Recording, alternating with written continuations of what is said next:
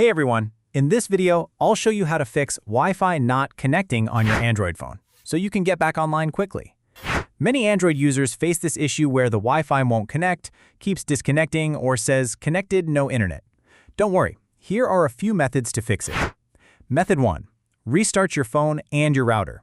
Turn off your Android phone and your Wi-Fi router. Wait 30 seconds, then power them back on.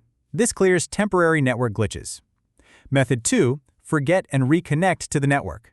Go to Settings, Wi-Fi, tap and hold your Wi-Fi network, then choose Forget Network. Reconnect by entering your Wi-Fi password.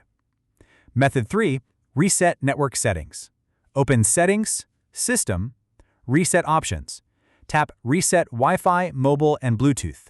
This resets all network settings to default. Method 4. Update your Android software. Go to Settings, System, Software Update. Install any available updates as they often fix Wi-Fi bugs. Important notes. Make sure airplane mode is turned off before troubleshooting. If other devices can't connect either, the issue may be with your router, not your phone. As a last resort, contact your internet provider or factory reset your phone.